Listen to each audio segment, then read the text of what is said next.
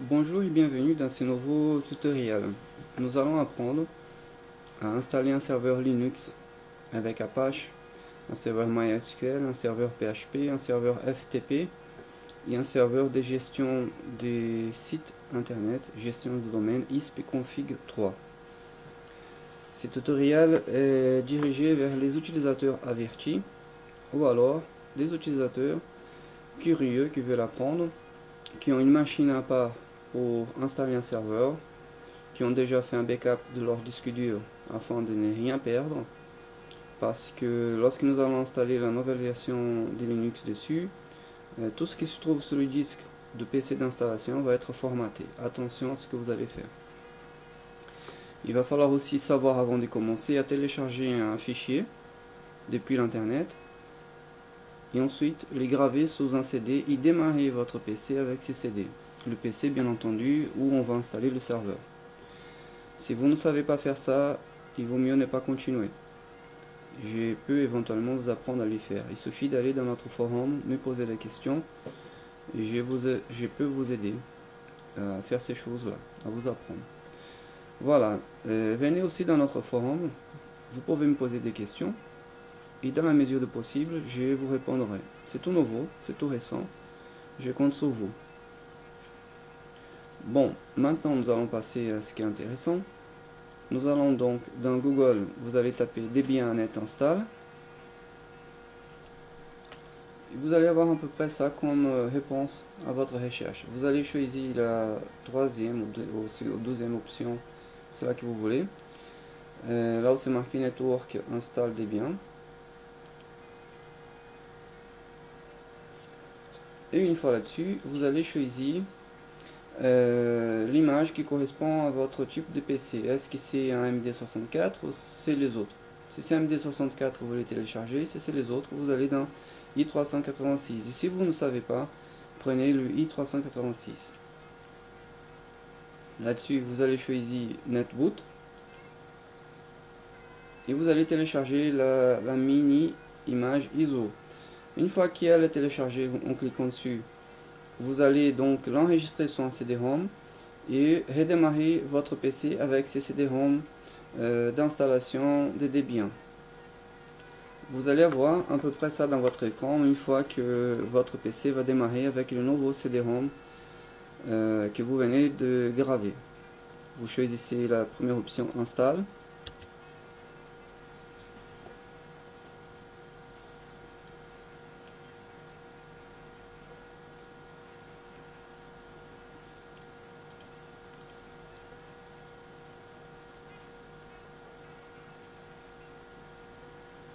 Vous allez choisir votre langue, le français, si vous êtes français, et si vous voulez installer dans cette langue-là.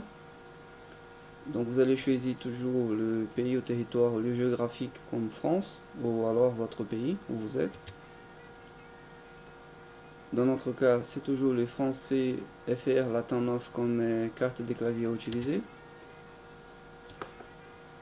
Et le logiciel va travailler, faire une détection de tous vos composants matériels. Une fois qu'il va demander de configurer le réseau, vous donnez un nom à votre machine. Vous mettez le nom que vous voulez.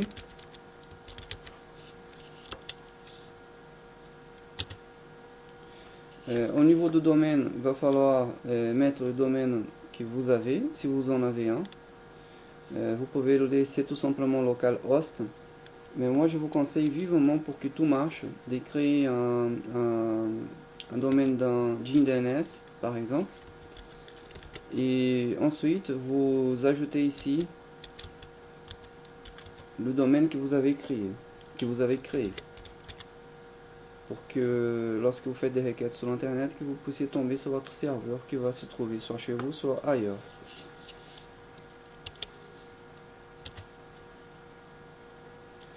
Et là le logiciel va travailler encore. Il va vous demander quelle est la méthode de partitionnement que vous voulez. Vous allez utiliser assister, utiliser un disque dur, un disque entier.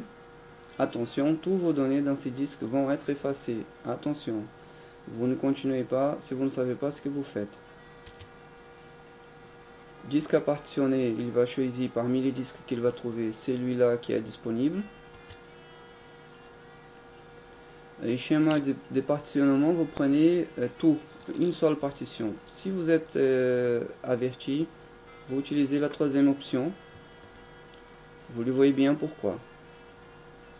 Mais prenez la première option si vous ne savez pas, ou si vous ne connaissez pas l'installation, le serveur, tout ce qui va avec.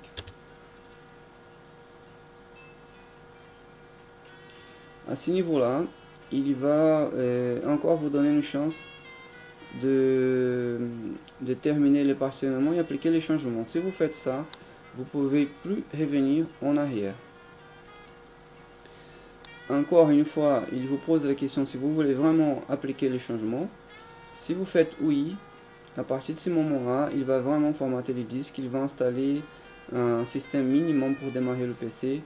Et là, vous ne pouvez plus revenir en arrière et récupérer vos données. Attention, si vous savez ce que vous faites, validez cette option. Vous le laissez partitionner et installer le système. Une fois qu'il aurait fini la base de l'installation, il va vous demander un mot de passe administrateur pour le root. Le root, c'est l'admin de Linux. Vous confirmez le mot de passe que vous venez de taper.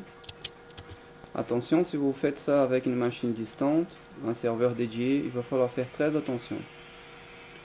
Ne mettez pas un mot de passe très simple seulement avec 6 caractères. Il faut minimum 12 caractères comme mot de passe pour qu'il soit sûr. Dans le nom de l'utilisateur, vous mettez ce que vous voulez. C'est juste l'utilisateur qui se logue sur la machine en tant qu'utilisateur normal.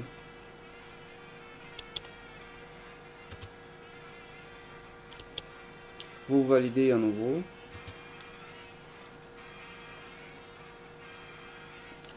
Vous donnez un mot de passe pour le nouveau utilisateur. Vous confirmez le mot de passe pour le nouveau utilisateur. Et là maintenant, il veut savoir de quel serveur il va télécharger ce qu'il a besoin.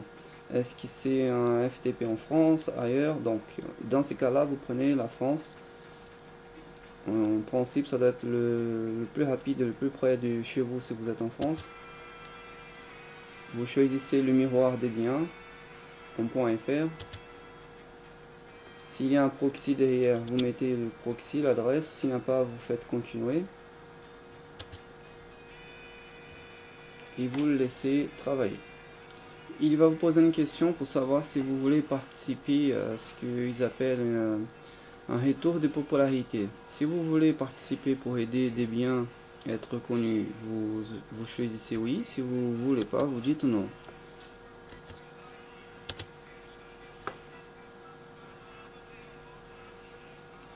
Il va vous demander ensuite de sélectionner les logiciels. Vous sélectionnez seulement le système standard. Vous décochez environnement graphique du bureau. Si vous ne voulez pas utiliser le bureau avec votre système. Et ensuite, vous cliquez sur continuer pour qu'il puisse démarrer le système standard. Et là, il va continuer à télécharger et installer les logiciels qu'il aura besoin. Là, j'ai fait des observations. Donc, pendant l'installation du logiciel, il va télécharger tout ce qu'il faudra. Après, il va vous poser une question pour savoir si vous voulez installer dans groupe ou pas le système du boot. Vous validez, vous cliquez sur oui. Après, il va vous dire que l'installation est finie. Et lui, il va vous dire si vous voulez, il va vous demander d'enlever les CD-ROM pour qu'il puisse redémarrer automatiquement. Vous cliquez à ce moment-là sur continuer. Il va redémarrer. Et à ce moment-là, donc le CD-ROM va sortir. Vous n'avez plus besoin d'insérer le CD-ROM. Et donc il aura le processus de démarrage. Et au moment qu'il démarrera, il va vous demander login mot de passe pour pouvoir accéder au terminal. Et à ce moment-là, vous allez entrer l'installation de ce qu'on appelle le serveur SSH. C'est un outil qui nous permet de nous connecter sur notre serveur directement par une console en mode terminal, tel comme vous voyez actuellement ici. Vous pouvez le faire depuis Windows utilisant un logiciel qui s'appelle Putty. Putty, c'est P-U-T-T-Y. P-U-T-T-Y. Vous pouvez l'utiliser pour pouvoir se connecter sur votre serveur en ligne de commande. Donc pour l'instant on a besoin d'avoir la main de serveur, ça veut dire d'être sur lui. C'est pour ça qu'au démarrage il va vous demander login mot de passe. Ça va être le login utilisateur que vous avez entré au départ avec votre mot de passe. Une fois que vous avez entré login et mot de passe, vous allez taper le mot SU. Il va vous demander un mot de passe que vous entrez. Rien ne va apparaître à l'écran à ce moment-là. Vous entrez et vous validez. Et à ce moment-là, vous êtes logué en tant que administrateur root. Si vous avez bien entré le mot de passe root de votre serveur, c'est là que vous avez attribué au début de l'installation. Bon, maintenant, il est important d'installer donc pour permettre la prise en main du serveur, le serveur OpenSSH, serveur SSH comme on dit. Alors là, ce qu'il faut taper, c'est ce que vous voyez ici dans mon écran, apt-get install SSH, plus loin OpenSSH-serveur, et vous appuyez sur entrée. Il va vous installer le OpenSSH. Il va déjà regarder s'il se trouve dans l'arborescence de Debian. Il va trouver. Il va vous demander si vous voulez l'installer en anglais en pensée. Donc vous n'avez que à cliquer sur la lettre Y pour valider l'installation du serveur. Là je ne l'ai pas ici tout de suite parce que je l'ai déjà fait pour pouvoir créer ce tutoriel. Là je suis actuellement connecté sur le serveur par SSH. Donc c'est pour ça que je n'ai pas la possibilité de les réinstaller. Il faudra le supprimer pour le réinstaller. Bon, donc vous l'avez installé OpenSSH serveur. Maintenant la machine elle est prête à recevoir les connexions à distance. Bon, maintenant que vous avez réussi à avoir la main de cette machine, soit vous êtes en local, soit vous êtes à distance. Ici je suis connecté sur mon serveur directement avec mon portable. Mais cela dit, j'aurais pu aussi, comme peut-être une bonne partie d'entre vous, être connecté directement sur le serveur avec mon clavier, avec mon écran et tout ça. Mais comme on est en train d'installer un serveur, on n'a pas besoin de mode graphique. Tout va se passer au départ en ligne de commande et vous allez voir, ce n'est pas si compliqué et ça ne fait pas plus peur que ça lorsqu'on fait les choses comme il faut. Bon, on a installé donc l'outil pour prendre la main du serveur à distance. Maintenant nous allons installer un outil qui permet d'éditer.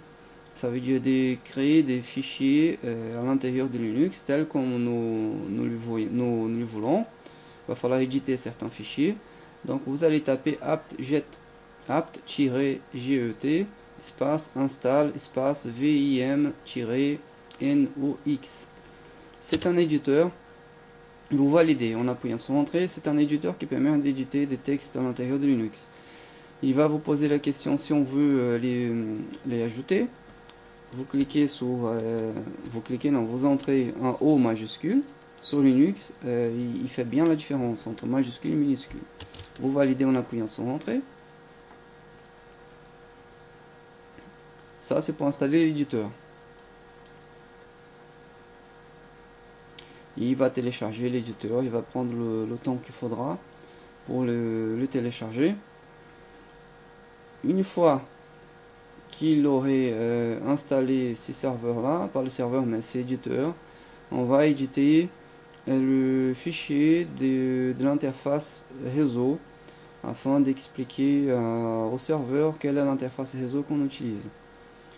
Et pour cela, il va falloir que vous éditez donc le fichier interface. Donc vous faites vi espace barre d'espace slash etc slash network